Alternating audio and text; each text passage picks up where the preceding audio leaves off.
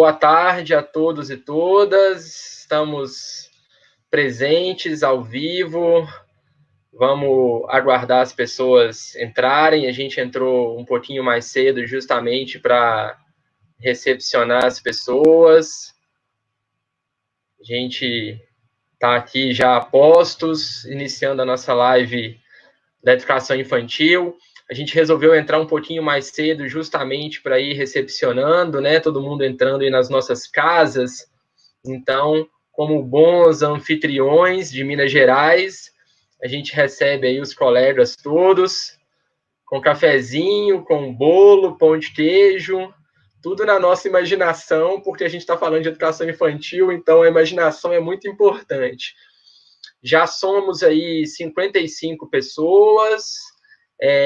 Queria pedir para vocês aí, para irem se apresentando, vamos aproveitar esses primeiros minutos, vamos nos conhecer um pouquinho, vamos aí falar de onde a gente é, cidade, escola, para que a gente possa interagir com vocês, conhecer quem está presente. A gente está com tempo ainda, não são nem 5 horas, e já somos aí 64 pessoas. Então, Ana Lúcia, da EMEI Grajaú, o Walter já está aqui, Maristela, Joselane já deu boa tarde, Shirley Prado, da EMEI Grajaú, Ivan Sanches, do Bernoulli.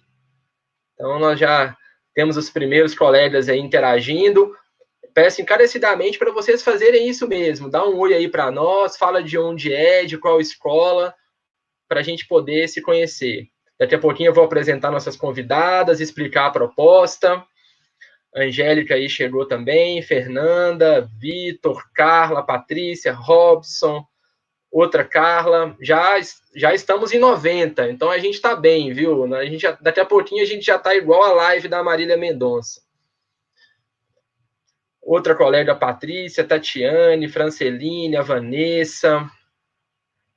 Que ótimo, pessoal. A gente fica muito feliz com essa entrada de vocês. Falta 1 minuto para 5 horas e já somos 100 pessoas, 100 colegas, 100 interessados. Tem a Andresa aqui, Alessandra, Núbia, Fabiana, Mônica, Lívia, Adair, José. Muito legal. Então, só para quem está chegando agora, a gente decidiu entrar 5 minutinhos mais cedo, para que a gente possa justamente dar o tempo das pessoas chegarem, para a gente também ir se conhecendo, tá? E aí, à medida que a gente vai consolidando, daqui uns 2, 3 minutos, eu já inicio a proposta, apresento as nossas convidadas ilustres e a gente manda ver. Bárbara tá aí, Alexia, Lucinéia, Ana Paula, a Patrícia Lisboa falou que é fã da Fernanda Clímaco, Esther, Cibele. Já não estou nem conseguindo mais acompanhar o fluxo aqui. Pessoal, eu sou do signo de peixes, tá? Então, se por um acaso passar aqui, vocês já vão me perdoar. A Bárbara, Gioconda, Cláudio, Ivan, Chamo Síndico está aqui também. Juliana Rosa. Teodoro Zanardi falou que é meu fã, mas o Teodoro é suspeito. Maria Barreto, Viviane. Já somos 130. E agora a gente bate aqui no meu relógio 5 horas da tarde. Então, teoricamente, muita gente ainda vai entrar, alguns colegas. Claudete, Melissa, Miriam, Neide. Já percebo aqui colegas de vários lugares, né, de várias redes. É importante para a gente saber de onde vocês são, rede privada, rede pública, embora a gente vai abordar aqui as duas lógicas. Professora Lucimar, Denise, o Pablo, Dionísia, Anne, Cecília Paranhos. É isso aí. Um maior prazer. A gente está muito honrado dessa presença. Nós já somos 162 pessoas e está batendo 5 horas agora. Então, a gente fica muito feliz. Então, vamos começar a dar início de fato agora, né? Aí, como eu disse, a gente entrou um pouquinho mais cedo justamente para fazer essa recepção de vocês. A ideia dessa live, pessoal, é justamente a importância da educação infantil não só para a educação brasileira de um modo geral, mas principalmente agora, em período de pandemia. Então, a gente entendeu que seria oportuno fazer uma live que trocasse ideias aí com colegas da educação.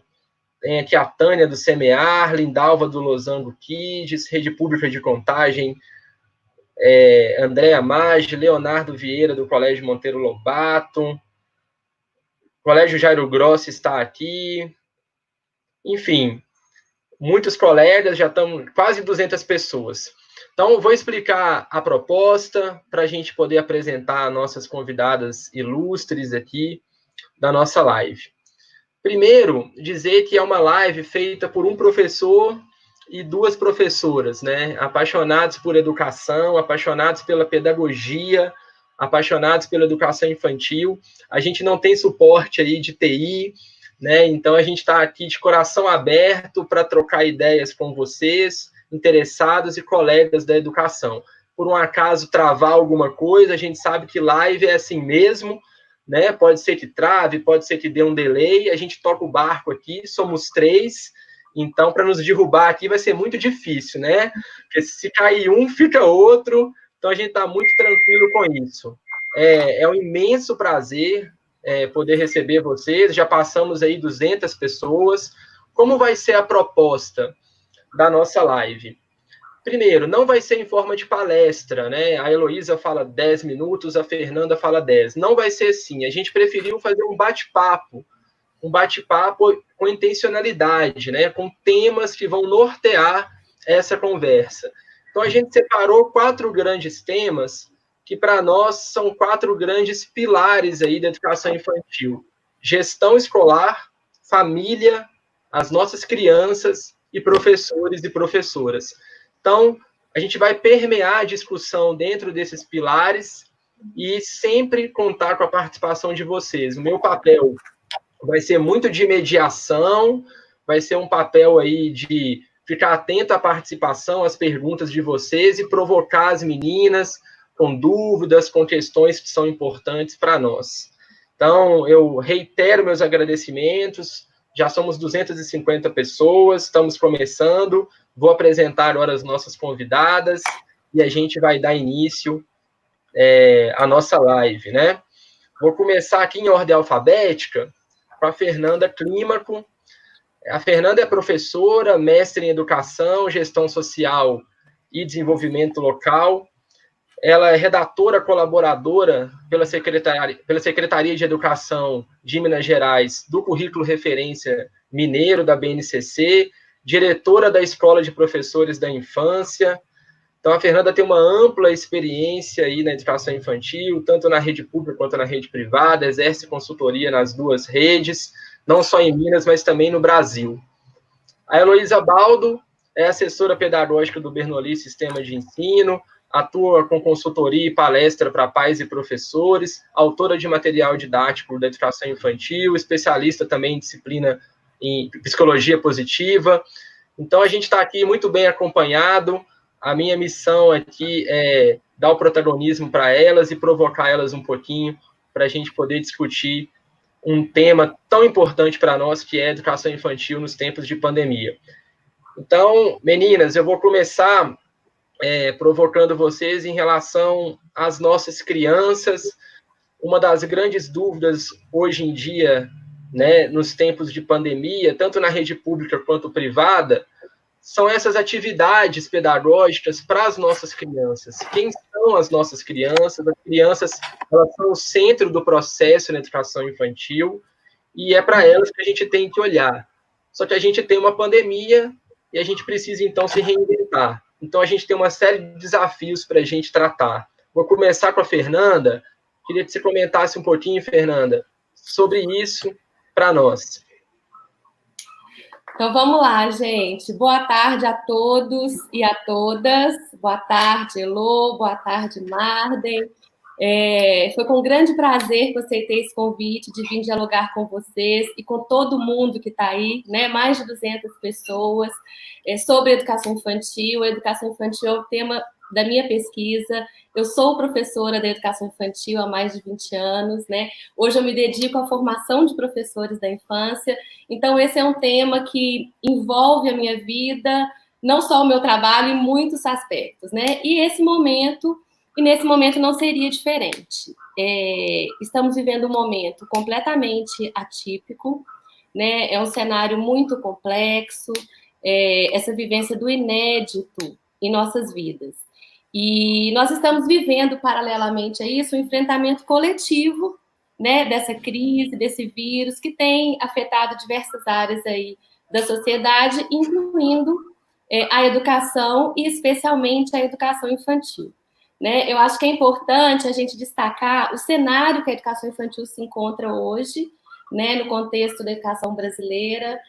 A educação infantil hoje, ela faz parte, desde os bebês até as crianças, né, de 6 anos, da educação básica. Então, hoje a gente tem um currículo próprio, com concepções muito próprias para a infância, que respeitam, né, o nível de desenvolvimento e todo o processo de aprendizagem das crianças. Então, a gente precisa de entender esse cenário para conseguir agir na urgência, né, e na emergência dessa crise.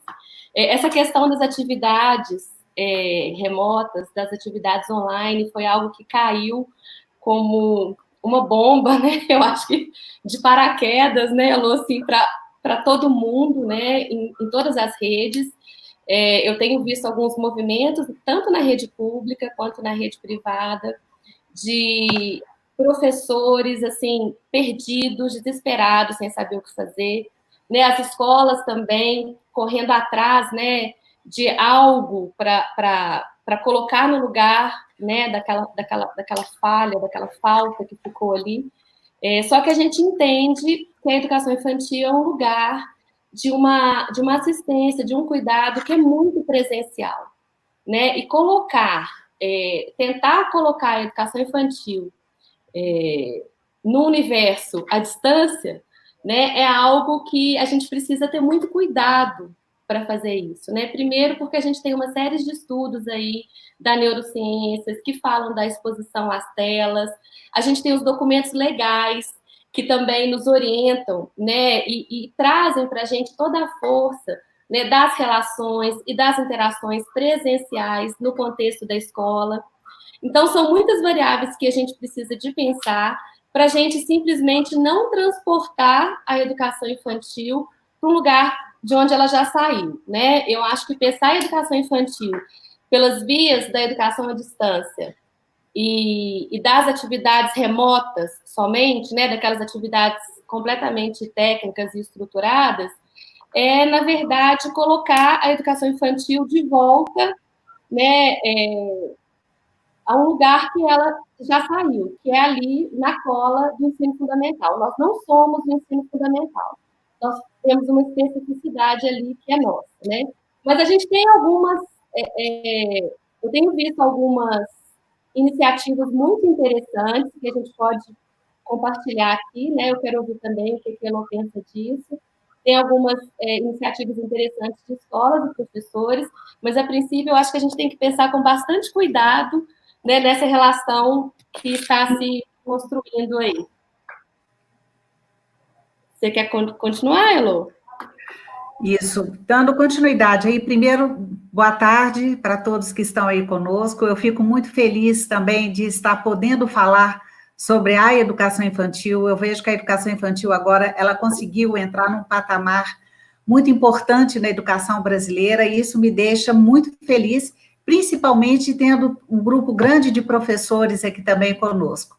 Marden, muito obrigada aí mais uma vez pelo convite, e a nossa live aqui, com certeza, vai ajudar muito a todos vocês. Dando continuidade aí um pouquinho do que a Fernanda falou, eu vejo assim, a gente está no ponto de mutação da história, né, gente? Eu acho que ninguém imaginava um ano de 2020 numa situação como essa. Tem algumas brincadeiras que falam que quem chorar no final do ano, falar que o ano 2020 está indo embora, vai embora com tudo que tem que ir, não é? Mas quando a gente pensa, ou nós nunca pensamos em uma situação como essa, viver uma situação como essa, não só no Brasil, mas no mundo. E pensar no distanciamento social, principalmente com crianças dessa faixa etária, é algo realmente que nos pegou de surpresa. Não só as escolas, diretores, mantenedores, gestores, professores, e vocês imaginam essas crianças e as famílias, né? Então, quando eu vejo muitas escolas, claro que a gente precisa ter essa questão desta conexão tecnológica, técnica com as famílias, né, oferecendo atividades, eu volto um pouquinho no que é, para mim, essencial para uma criança dessa faixa etária, que é a questão do acolhimento. É a gente primeiro entender essas crianças, quais os sentimentos dela em relação a esse distanciamento, porque, querendo ou não, eles estão sentindo falta da escola, eles estão sentindo falta dos colegas e dos professores. Nós acabamos de passar aí, né, gente, por um período de adaptação, e a gente sabe como que ocorre essa adaptação, como é difícil para algumas crianças, para as outras nem tanto, como é difícil para as famílias, e de repente houve essa ruptura, onde nós temos que realmente continuar a exercer o nosso papel de educadores de escola, junto a essas crianças que estão agora em casa com as famílias. Então, eu concordo, Fernanda, que é as especificidades da educação infantil, até para a gente pensar em que atividades vamos proporcionar para essas crianças, até porque quem está conduzindo neste momento são as famílias. São crianças que ainda não têm o desenvolvimento da autonomia, né, da forma que a gente gostaria. Então, nós temos uma dependência aí de famílias, de responsáveis, para estar junto dessas crianças, ajudando, né, que realmente elas não percam vínculo com a escola, continuam nesse aprendizado, e para mim eu tenho uma palavrinha que é mais importante para esse grupo: estímulo. Se a gente conseguir estimular essas crianças dentro de casa, nós já estamos conseguindo muitas coisas, porque não, eu penso que não é só uma atividade em um papel, numa folha de papel e tudo. O tempo inteiro a gente pode aproveitar os nossos momentos com essas crianças para realmente desenvolver uma habilidade, para gerar um aprendizado. Se a gente aproveitar esses momentos da nossa rotina, e a gente vai falar um pouquinho de rotina, não vou me antecipar, nós já estamos conseguindo atingir muito o nosso objetivo. Eu acho que uma questão, Elô, que você pontua e que eu concordo muito, né, é essa questão da organização dos tempos, né? As famílias estão vivendo uma organização do tempo completamente nova, com todo mundo dentro de casa, né? Então, os tempos e os espaços mudaram também, né? Dentro da família. E tempo e espaço é algo que é fundamental para a gente na escola de educação infantil, né? A gente lida com a organização dos espaços e organização dos tempos e construção de rotinas o tempo inteiro, com os bebês e com as crianças pequenas, né? Então, essa eu acho que é a primeira dica que os professores podem, né, devem, inclusive, né, passar para as famílias, ajudá-los na construção de uma nova rotina em casa, com as crianças, né, com as crianças pequenas. A gente entende que a gente precisa de uma organização, de um espaço também favorável para elas, né, para elas poderem brincar em casa, para elas poderem se desenvolverem, né, com toda a força motora que é própria ali do 0 aos 3 anos, né, que elas estão aprendendo a andar, né, a escalar, a subir, a descer. Então, a gente precisa dessa organização física da casa também, né, e precisa organizar os tempos também, né, o tempo do pai ou da mãe se dedicarem ali ao trabalho remoto. Muitas famílias estão em casa trabalhando, né, a criança precisa de entender o tempo que o pai está junto com ela, mas o tempo que o pai não... Ô, Fernanda, olha que oportunidade excelente para a gente desenvolver a autonomia, é que o papai, a mamãe ou o responsável não precisa ficar o tempo todo. Se houver um diálogo, uma conversa com essa criança, não importa a faixa etária, olha, eu estarei aqui perto de você, enquanto você faz a sua atividade, eu estou fazendo outra, porque são crianças ainda pequenas. Então, essa organização de tempo e espaço, não é isso que a gente faz numa sala de aula, quando a gente faz os combinados e constrói uma rotina? A criança não vai se sentindo mais segura quando ela percebe que ela vai seguindo né, aqueles passos e está chegando perto da hora da mamãe ou do papai e buscá-los. Então, a rotina precisa ser organizada.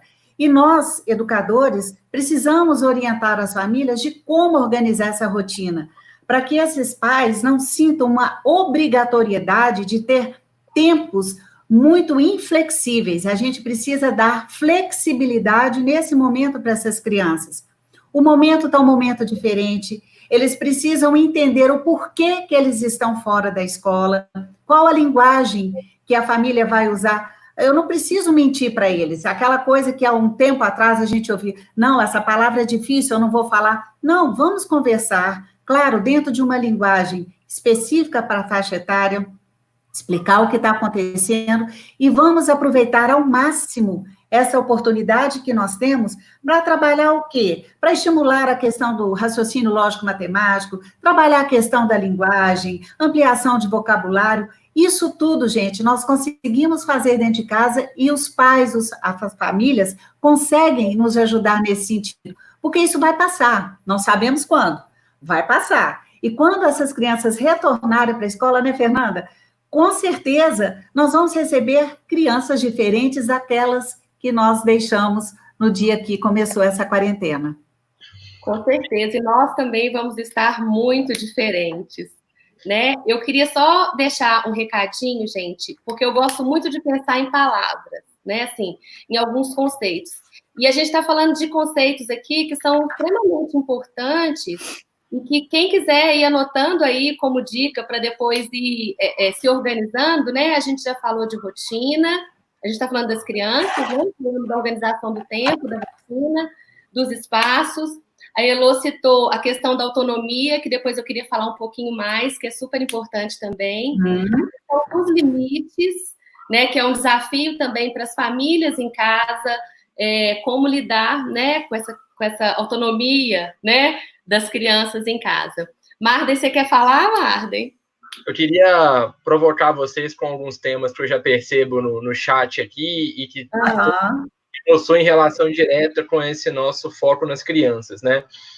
Nós temos crianças muito heterogêneas, né? Nós temos crianças famintas no Brasil e também temos crianças que têm aí recursos financeiros, recursos materiais. É uma pandemia que ela não chega da mesma maneira para todos e para todas, né?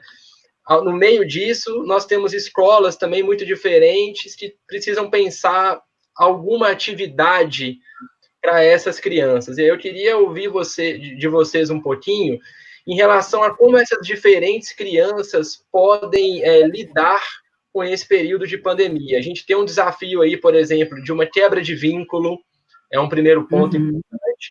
Um desafio aí de crianças que não conviviam muito com seus familiares e de alguma maneira ou de outra agora precisam conviver, e a gente tem famílias e famílias por esse Brasil, então acho também uma coisa boa para a gente refletir, e de alguma maneira crianças que possuem aí o seu processo de desenvolvimento também muito heterogêneo, e como que a escola pode, de alguma maneira, lidar com a diversidade dessas crianças para pensar a diversidade das atividades. Então, a gente tem escola enviando trilhas pedagógicas, lives, videoaulas, mensagens no WhatsApp.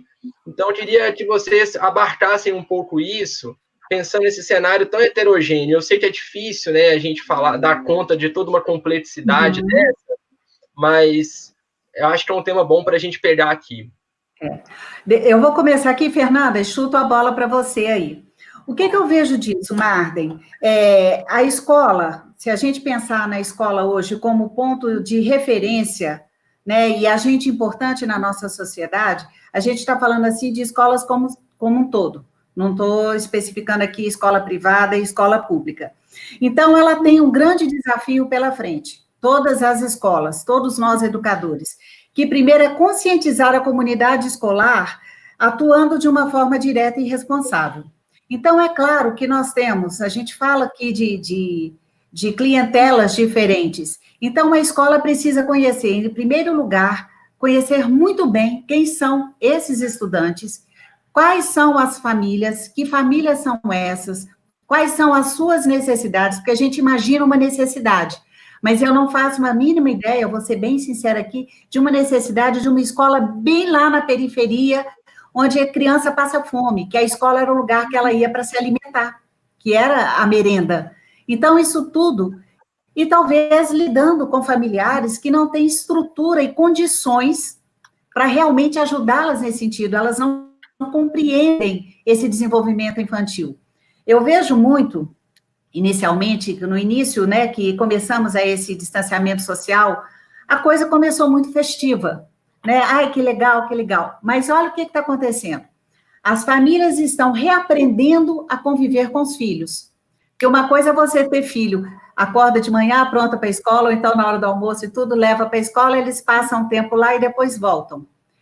O que acontece? As famílias reaprendendo a conviver com os filhos 24 horas por dia, e nós, escola, reaprendendo a ser uma escola sem estudante na sala de aula. Olha que coisa, assim, é um pouco louco, né, esse pensamento. Então, o primeiro ponto para a gente pensar em trazer algo que realmente aproxime, né, tanto a escola pública quanto a escola particular, aí depois eu quero muito te ouvir, Fernanda. Primeiro, a escola precisa ter uma comunicação muito transparente com as famílias. Se ela tem condição de ter o WhatsApp, por e-mail e tudo, ok. Se não tem, nós precisamos encontrar formas que a gente continue a estreitar esses laços entre escola e família. Eu falo tanto das minhas palestras, né? A questão das relações, os vínculos, escola, família, família, escola. E hoje, mais do que nunca, isso se faz presente e a gente precisa fazer isso. Outro ponto que eu acho é o seguinte, a escola precisa estar ciente quais as medidas que ela está tomando e repassar para as famílias de forma clara que medidas são essas e quais são os seus objetivos. Porque se a família também ficar perdida, ela não vai entender. Então, nós vamos ter pais aí que não concordam, porque a escola está fazendo isso, a escola está fazendo isso, e a gente já começa a ouvir alguns ruídos nesse sentido, tá? E a partir do momento que ela comece a oferecer algo que é dentro do projeto dela pedagógico, que ela não pode também simplesmente ir lá e jogar atividade, né, para que essa criança faça, que não tem nada a ver com o projeto dela, ela precisa acompanhar se as famílias realmente estão acompanhando e são informadas sobre o que ela está fazendo. Então, esse é o ponto que eu acho que é possível, tanto a escola pública quanto a privada, atuar nesse sentido. Agora, eu preciso conhecer bem a minha clientela para eu poder atuar da melhor forma e entender e atender as necessidades de cada um nesse momento. Fernanda, com você. Eu concordo, Elô, com você, quando você diz, né, que a escola precisa de entender quem são as famílias, e eu acredito e aposto muito que as escolas que têm investido, né, na construção desse vínculo com as famílias, elas estão tendo um outro tipo de enfrentamento nessa situação, né? Elas se tornam mais parceiras e entendem, por exemplo, que é bobagem cobrar conteúdo de uma escola de educação infantil que tem lá no seu projeto uma organização toda pautada nos direitos de aprendizagem, por exemplo, né? O conteúdo da educação infantil é um conteúdo que é diferente daquele conteúdo que as crianças têm no ensino fundamental, né? O jeito de aprender na educação infantil é muito diferente do jeito de aprender, né, de uma criança de 8, 9 anos. Então, é um momento também, eu acho, primeiro, dos professores aproveitarem de alguma forma esse tempo que eles estão tendo agora para fazer alguma leitura, para investir numa autoformação, para entender um pouco mais os documentos legais que a gente tem, né?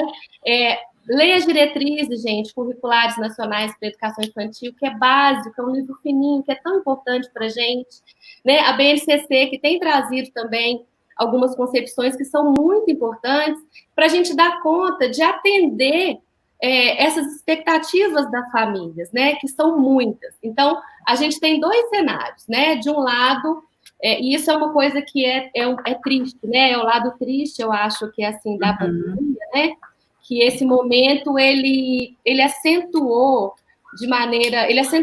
né, os níveis de desigualdade social e econômica que a gente já vive no nosso país há muitos anos, né, e que, de repente, parece que abriu um buraco, assim, né? Então, a escola que tem condição, o menino faz isso, e a escola que a criança não tem condição fica lá, sem ter acesso ao conhecimento. Então, essa é algo com que a gente precisa enfrentar, né? E também, eu acho que combater, né? Porque como que a criança aprende? O que as duas instâncias têm a oferecer para as crianças nesse momento? Né? Eu acho que se a gente está passando por esse enfrentamento de uma forma coletiva, né? O que isso nos diz? Que a gente também precisa se unir para pensar a educação não em dois polos, né? A educação pública e a educação privada. A gente tem que pensar a educação para a criança como um todo. Para a criança, perfeito. Essas múltiplas infâncias, porque a gente está falando de uma infância pobre e rica na cidade, mas a gente tem as crianças da escola rural, a gente tem as crianças que estão nas famílias itinerantes, né, nos ciganos, a gente tem as crianças quilombolas. Então, são muitas infâncias. Se a gente for pensar em Minas Gerais, então, o contexto, gente, 853 municípios, né? É muita coisa. É muita infância, né? E o Brasil é um país continental. Então, a gente precisa de olhar para a criança com um sujeito que é muito competente, né? A gente tem que apostar realmente que a criança ela é capaz de aprender em qualquer situação. Não dá para subestimar a criança, né, Fernanda? Não. E também não dá para querer substituir a casa com a escola. A casa nunca vai ser escola. Né? A escola é um contexto próprio para as aprendizagens. Tem pessoas que estão ali formadas, preparadas. A gente tem a LDB, que nos garante, né, que garante às crianças esse direito. A gente tem a Resolução 5 de 2009, eu ia falar 2019, 2009, Resolução 5 das diretrizes, que fala que a educação infantil ela precisa acontecer nas escolas e nas creches, não em espaços domésticos. Então, a escola, quando ela repassa às famílias um papel que é do professor, ela está ferindo esse direito, né, da criança, porque o pai nunca vai ser, é outra relação, né? Eu concordo plenamente.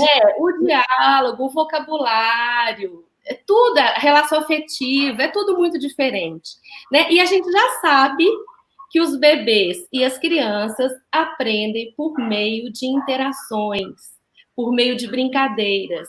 Então, entendendo isso, a gente precisa, com muita tranquilidade, acolher as famílias nesse momento, explicar como que essas crianças aprendem, quem são os bebês, o que os bebês fazem na escola, o que as crianças de 3 anos fazem, o que as crianças de 4, 5 anos aprendem, para que os pais comecem a entender o lugar da educação infantil, valorizar a escola de infância, valorizar os professores, professoras, profissionais de infância, gente. Assim, a gente já passou de um tempo em que qualquer um podia cuidar de criança. Né? Então, hoje não é assim. Olha só, nós estamos aqui com 200 pessoas discutindo sobre educação infantil e discutindo no nível que fala da profissionalização da educação infantil, né? Não é uma etapa amadora.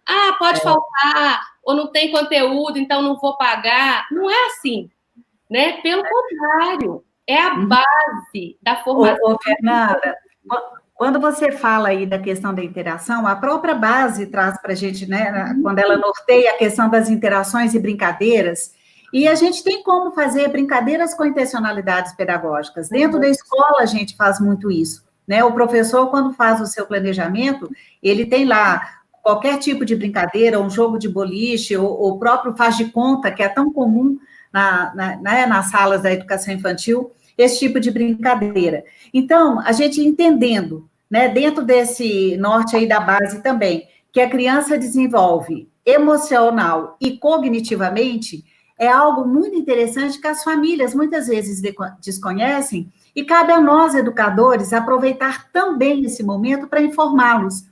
Eu acredito, gente, eu não sei, eu acho que eu posso ser uma sonhadora ou algo assim, mas eu acredito que muitas famílias vão ter um olhar muito diferente para o professor da educação infantil após essa pandemia. Não só porque eles não aguentam mais ficar com essas crianças em casa, porque eles estão dando muito trabalho. Não é só isso, mas é o grau de responsabilidade da nossa profissão, o grau de responsabilidade que nós temos em educar essas crianças. Então, as famílias, se elas entenderem também, cabe a nós, novamente, informá-los. Eles têm todo o direito de perguntar, gente, eles têm todo o direito. E nós temos o dever de informar e orientar.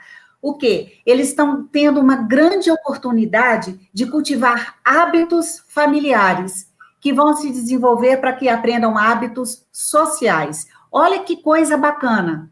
A gente ainda não chegou lá no cognitivo, que é importante também. A gente tem os direitos de aprendizagem, tem os campos de experiências, mas olha quando a gente está pensando nesse ser integral, nessa educação integral, que é o todo, olha como que é interessante, né? Então, mesmo sem espaço, quando você fala, Fernanda, olha, a questão da coordenação, a gente tem como promover atividades no pedacinho da sala, de pular, de engatinhar, de saltar. Eles precisam também gastar essa energia. Gente, menino brinca, corre e grita o tempo todo dentro da escola. Vocês já imaginaram? Quem tem filhos e que está nos ouvindo hoje deve estar falando assim, meu Deus, que santa aquela da escola. Então, isso é importante. A gente tem que pensar, outro ponto, Fernando, que você tocou, que eu acho assim, essencial. Pai, mãe, não é professor. Uhum. Eles são mediadores temporários. Neste momento, eles estão nos ajudando a fazer alguma coisa para que essas crianças não percam vínculo com a escola, com o professor, com aquele espaço realmente de convivência que é a escola. Igual eu disse lá no início, vai passar. Então, as famílias precisam entender que uma brincadeira proposta, ela pode ter uma intencionalidade pedagógica, ela pode entender que ele vai jogar e no ele perder, está desenvolvendo o quê? A questão da frustração faz parte do desenvolvimento infantil, são pontos que nós já temos um olhar muito aguçado para isso, mas que talvez eles não tenham. Exato. E aí, Fernando, não é? Quando você fala também de telas, quando a gente fala, né, dessa educação remota, a OMC já fala muito da questão, OMS, desculpa, da questão do tempo de uma criança à frente da tela de um computador, mas a gente esquece que muitas famílias deixam essas crianças horas à frente de uma televisão. É uma tela também. Né? Então, a gente precisa ver o tanto, que tipo de atividades são essas que a gente está propondo. É nossa responsabilidade propor essas atividades. Então, quais? Com quais objetivos? O que nós estamos tentando desenvolver? Quais os campos de experiências que a gente está realmente trabalhando ali com aquela proposta ou não? Então, abre um leque imenso. Os pais não vão conseguir fazer isso o tempo todo. E eles nem podem se sentir responsáveis, porque senão, gente, vai dar uma frustração e vai gerar um estresse familiar nos adultos, consequentemente, vai gerar estresse nas crianças. E depois nós vamos receber esses pequenos aí na escola, todo mundo estressado, de cabelinho em pé. Isso mesmo. Quero fazer uma pontuação aqui, especialmente em relação à rede privada. A gente tem percebido alguns pais, alguns familiares se direcionando ao cancelamento de matrículas, justamente entendendo que vocês estão chamando a atenção aqui. O desconhecimento em relação à educação infantil faz com que alguns familiares entendam que não tem conteúdo, não está tendo aula, não está tendo nada, então eu vou cancelar a minha matrícula, vou rematricular depois de que a pandemia acabar. É preciso que a gente, enquanto escola, que a gente se posicione em relação ao fato de que o cancelamento de matrícula num momento desse é negar um direito da criança ao aprendizado, é negar um direito da criança à escolaridade. Então, assim, mais do que simplesmente uma discussão de mensalidade ou não, você sonegar do seu filho, né, o direito à escolarização, você está ferindo um direito. Então, isso é muito importante a gente pensar nessa questão. Ninguém fala em cancelamento de matrícula no fundamental e no médio. Será por que ninguém fala isso? É porque, para eles, o fundamental e médio sempre tem aula. Qualquer videoaula que alguém ofereça lá, ninguém vai questionar nada. Eles podem, no máximo, criticar a qualidade. Mas está todo mundo entendendo o que é aula. Na educação infantil, não. Se vier uma orientação, uma contação de história, um desenho, uma música, os pais começam a falar que não tem atividade, não tem aula. Aí começa um rumor, um burburinho para cancelamento de matrícula. Então é hora da gente se defender, pautar a importância da intencionalidade das nossas ações, pensar a educação infantil como direito, né? Só para completar o que você está dizendo, Marden, eu acho que não só em tempos de pandemia, né, mas numa situação de vida real, a criança ela é prioridade absoluta na nossa sociedade, né? Nesse momento, eu acho que garantir a proteção integral às crianças carrega esse peso da legalidade. Então, é muito sério isso, né? Quando existem essas ameaças, né, das famílias, e às vezes a família fala isso sem nem entender o porquê, né? A gente precisa ter a calma, né, de explicar sobre isso tudo que a gente está falando aqui. Qual é a importância da educação infantil na vida de bebês e crianças, né?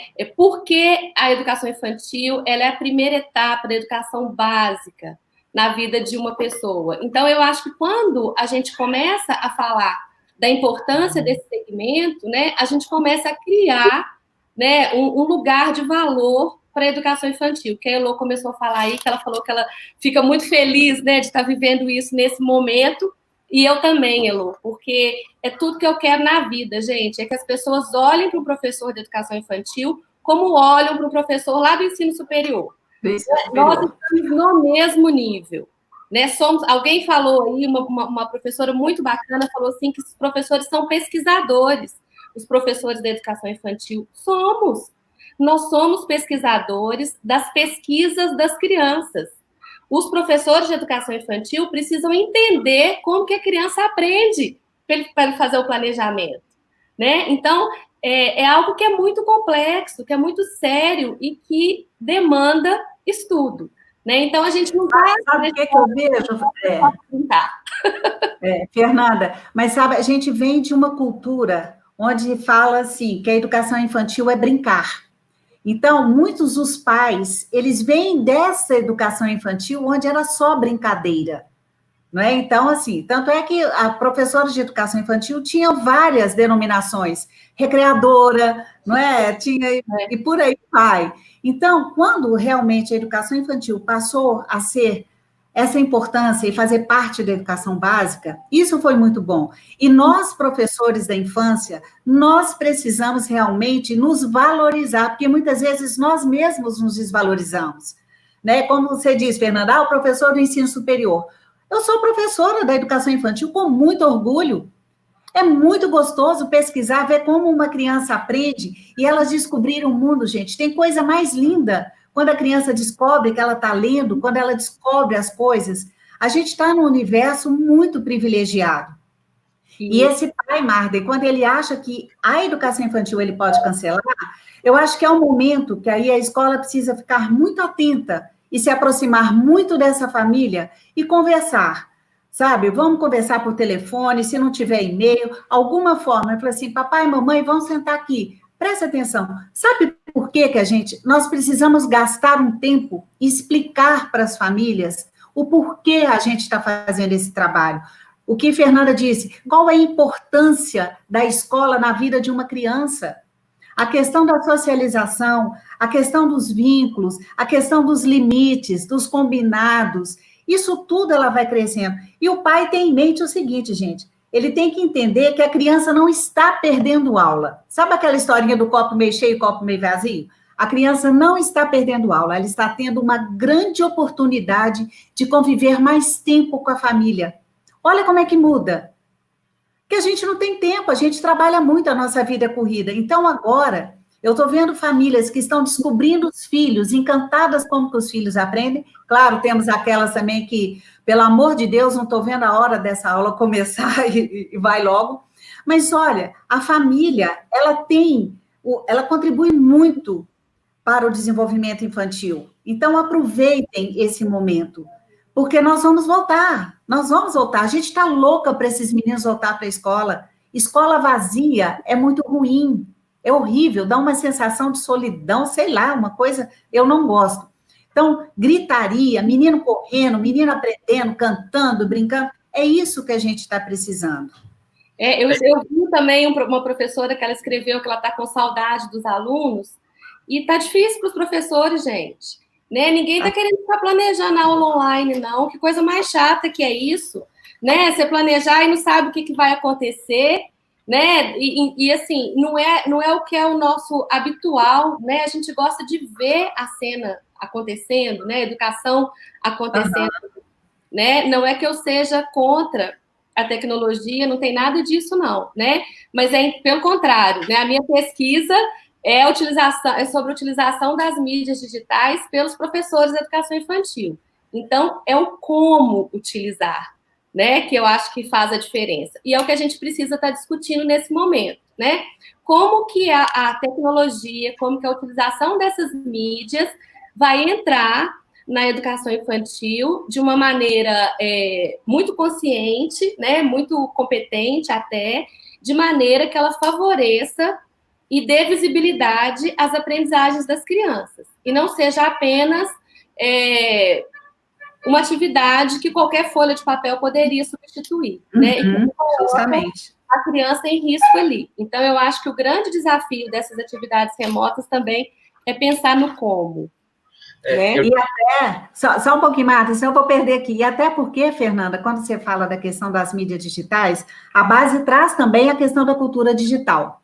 Essas crianças, elas vão crescer e elas já estão inseridas nesse meio, né? É o mundo deles. Então, aproximar a escola do mundo, né? De acordo com diz a nossa colega lá de trabalho, né, Marta? Eu não sei se ela está aqui nos ouvindo, mas a Cecília sempre fala isso muito. Precisamos aproximar a escola do mundo, trazer esse mundo, desse universo da criança, para que faça sentido nesse momento.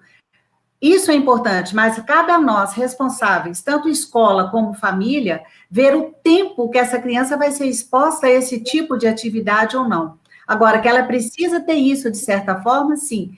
E aí entra nós, professores, porque muitos têm resistência na questão da tecnologia. Então, hoje, gente, com tudo isso que aconteceu, o mundo, né, deu uma rasteira na gente. A alfabetização tecnológica, ela é extremamente importante. A gente já vinha falando muito aí da questão das metodologias ativas, né, das aulas diferentes. Nós temos que aprender isso, nós temos que fazer isso, porque esse é o mundo que nós vamos estar daqui para frente. Nós não vamos voltar mais as mesmas pessoas de quanto nós entramos nessa quarentena. Muita coisa vai mudar. Tanto na questão das relações, né, Fernanda? Das relações e na questão das aulas. Nós vamos ter que mudar, nós temos que nos reinventar. E a gente está vivendo um laboratório de virtudes. Eu estou me redescobrindo a cada dia eu me encontro. Falei, meu Deus, essa é uma nova versão. E a gente vai se redescobrindo. Diga, Fernanda. Isso. Não, é só complementando, né, essa ideia da utilização da tecnologia, Lu, é de pensar mesmo, né, que, olha, quando a gente começou, durante muito tempo, a gente utilizava os laboratórios de informática, né, as escolas com laboratórios, né, com computadores, e as crianças ficavam ali fazendo joguinhos, né, e não é essa a ideia de utilização da tecnologia, né, quando a gente propõe que a criança vá para um laboratório, ou quando a gente manda uma atividade para casa, que ela vai ficar como se ela estivesse lá no laboratório de informática, a gente não está transformando nada na educação. A gente está reproduzindo um modelo tecnicista, inclusive, né, que não coloca a criança no centro.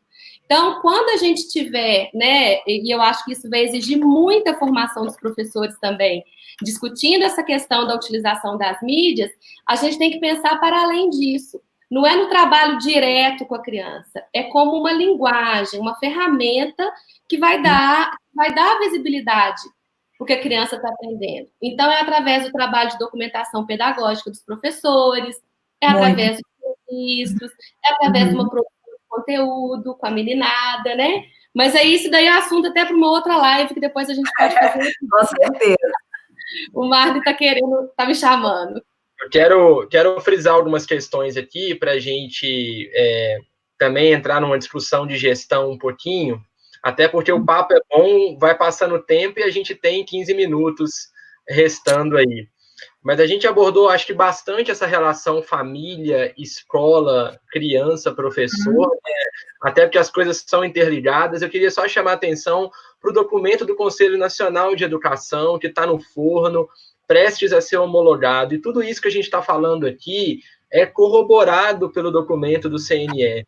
Né? O documento do CNE traz para a gente uma série de sugestões do ensino remoto na educação infantil. É bom frisar que a gente não está fazendo EAD. É importante deixar claro para as famílias que nós não estamos fazendo EAD. EAD é uma modalidade específica, com regulamentação específica, com diretrizes próprias. Estamos fazendo ensino remoto. Algumas escolas preferem chamar de atividade não presencial, ensino remoto emergencial. Enfim, a gente está fazendo o possível, com a qualidade possível, dentro do que é essencial nesse momento. E fica muito claro no documento do Conselho Nacional o que a gente está falando aqui. Qual que é o forte para a educação infantil? Manutenção do vínculo, orientação às famílias e o eixo central na interação e nas brincadeiras.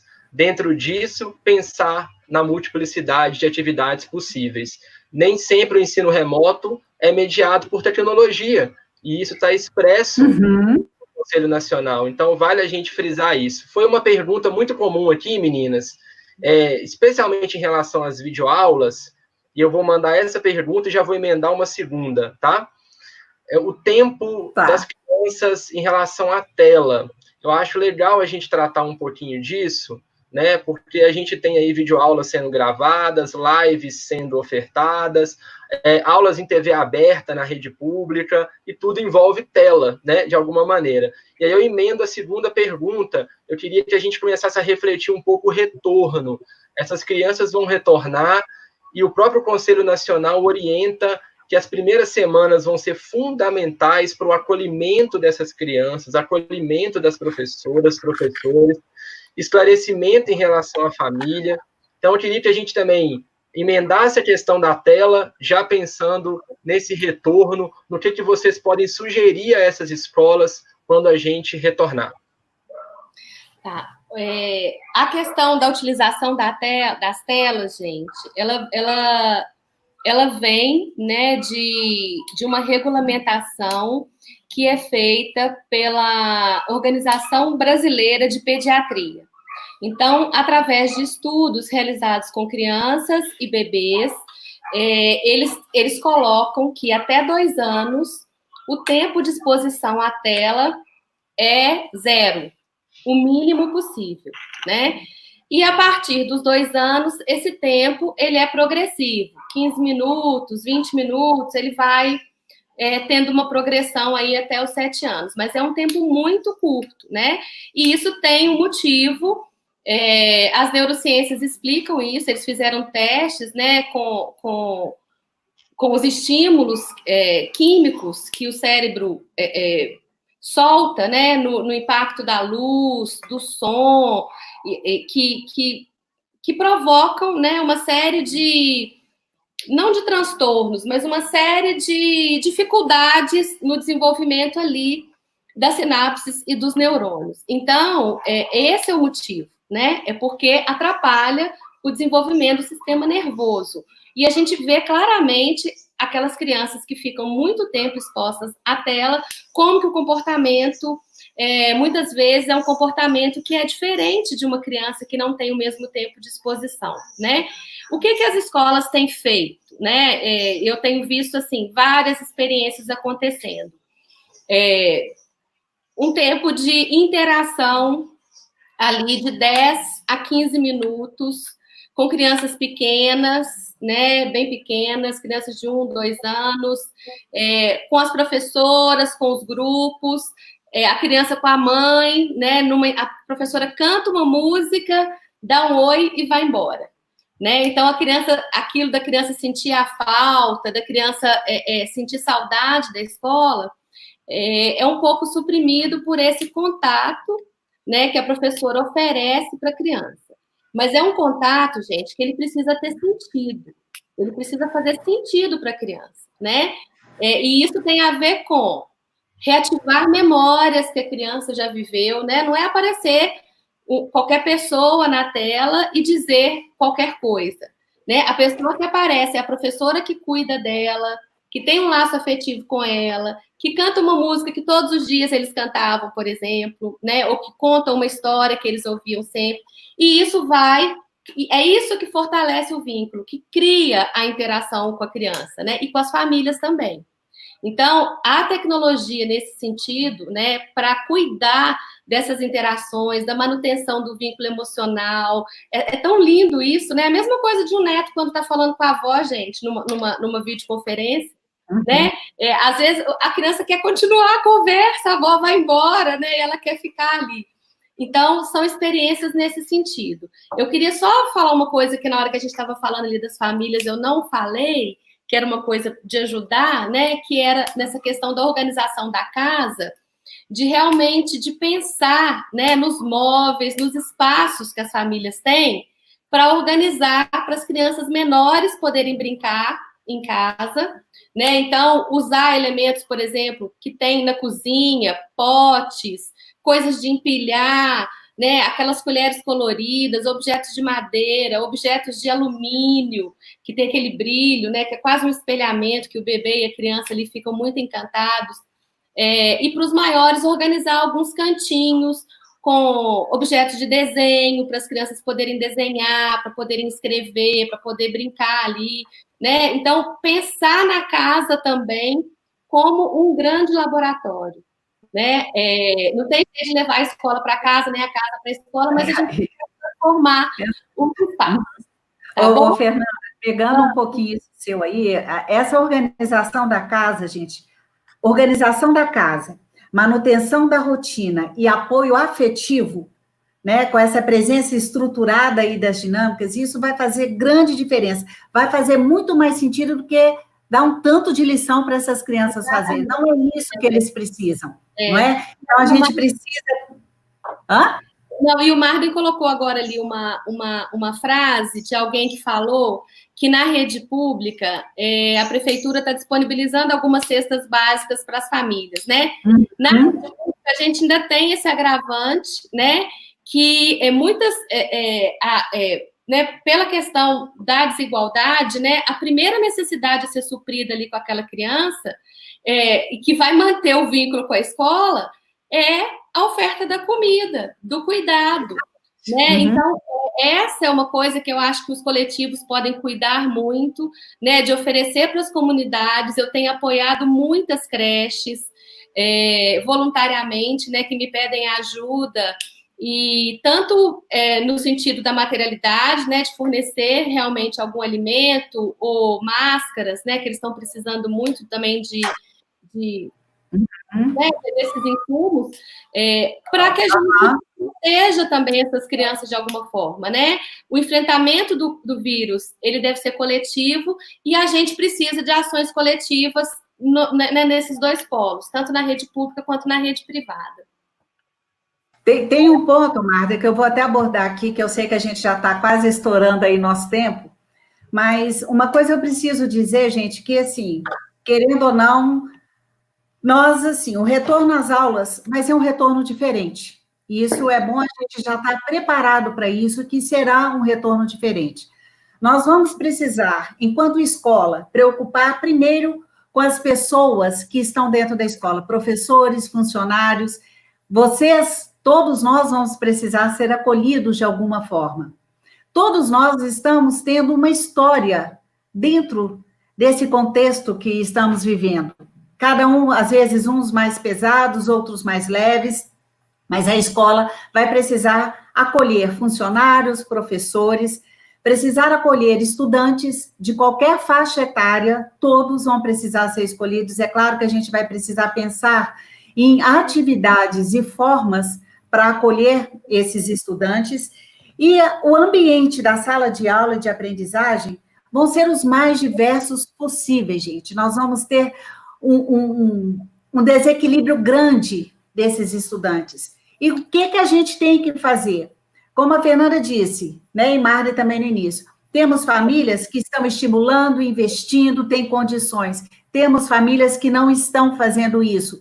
Têm até condições, mas não querem, não podem, ou não acham que é importante. Eu li uma carta de uma mãe outro dia que ela falou, olha, não vão ser 2 meses de falta de aula que vai fazer diferença em 12 anos de vida escolar do meu filho. Então, cada um pensa de um jeito. Então, no ambiente da sala de aula, a gente vai ter que perceber o quê? Alunos que vão chegar mais estimulados, com aprendizagem, alunos que vão chegar desestimulados, que não teve aprendizagem nenhuma. Então, nós, professores, precisamos fazer, sim, uma atividade diagnóstica, qualquer que seja, se for na evolução do desenho, se for na questão da leitura e da escrita, na questão da convivência, da socialização. E esse, gente, nós, professores, educadores, temos um grande desafio pela frente, porque a lacuna da desigualdade, ela vai aumentar. Ela vai aumentar, não tenho dúvidas. Então, nós precisamos trazer cada vez mais as famílias junto da escola, conversar muito com essas famílias, fazer valer a nossa profissão, que ela é extremamente importante, e nos valorizarmos muito enquanto profissionais de educação e da educação infantil, tá? E não acharmos que nós vamos ter que resolver todos os problemas quando a gente voltar para a sala de aula. Nós não vamos dar conta disso. Então, nesse momento, eu falo o seguinte, nós vamos precisar ter algo muito importante, que chama cooperatividade e a colaboração. Colaboração de todos nós, professores, famílias, Fernanda, Marden, eu, colegas. A gente precisa realmente ampliar essa nossa rede, estarmos mais conectados no sentido de pessoas, tá? Porque, assim, esse distanciamento nós vamos pagar um preço, o preço já está aí. Agora, o que nós vamos fazer com isso é que vai fazer a grande diferença. Sim, eu concordo que a gente vai voltar, né? A gente ainda não sabe como, né? Nem quando, mas com certeza não voltaremos do jeito que saímos, né? E eu espero profundamente que a gente possa voltar como professores, né, como adultos melhores para as nossas crianças. Eu espero que os professores todos, que a gente possa voltar, né, com uma escuta muito mais sensível para aquilo que eles venham trazendo, né? Eles vão chegar cheio de coisas para contar também desse tempo, né? Que a gente tenha um olhar também bastante cuidadoso com cada um, com cada família que está chegando, né? Que a gente tenha uma nova dimensão do tempo, que a gente não queira correr atrás do tempo perdido, como, né, o professor tem muita mania disso, ficar desarvorado para cumprir o projeto, né, o programa, né? Não tem programa, gente. O programa vai começar quando tudo começar a voltar, né? É a gente que vai tecer esse fio da continuidade, dos projetos, dos currículos, do novo que vai aparecer. Então, o meu desejo é que a gente volte com essa abertura para ouvir as crianças, para acolher as famílias, né, para acolher também os professores, né? Nós estamos num momento muito carente, né, em que a gente tem uma sobrecarga enorme aí nas nossas costas, né? Então, eu acho que é um momento de acolhida geral mesmo, né? De tirar o pé do freio e de começar uma nova história na educação infantil. É o que eu realmente desejo de coração. Pessoal, é incrível como o tempo voa, né? Já são 6 horas. Para mim, pelo menos, passou rapidinho. Não sei se vocês e não sei se para os nossos 630 colegas que estão nos ouvindo agora.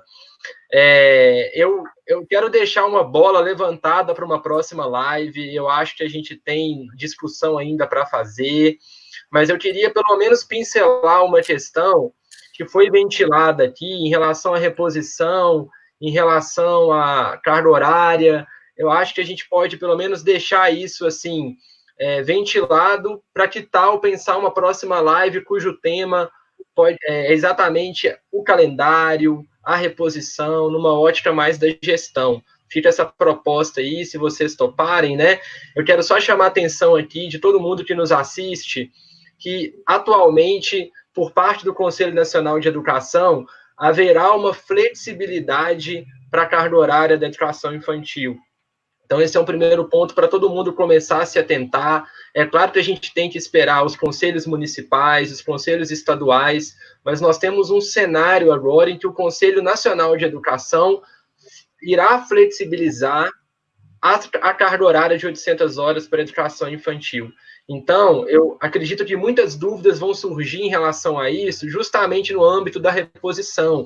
A escola ela pode repor 100% presencial, ela pode computar parte do ensino remoto dela quando as aulas retornarem, ou ela pode, inclusive, flexibilizar as 800 horas e trabalhar com uma perspectiva um pouco menor. Então, eu queria já deixar essa proposta aí para vocês duas e também para todo mundo que nos assiste. Quem sabe a gente vem numa segunda live para já direcionar essa questão, que vai acabar desdobrando em várias outras, com certeza, né? E fica essa proposta, e aí eu queria ouvir vocês rapidinho, se vocês topam, e a gente volta e finaliza. Vai por mim, ok, Marney. Já aceitei o convite, estou à disposição. Eu topo também, claro, né? Sempre estaremos juntos aí nessas discussões que envolvem a educação infantil, sempre. Então ótimo. Eu já deixo aqui para os colegas que nos assistem, né? Eu vou deixar a sementinha plantada, então, para a nossa próxima live.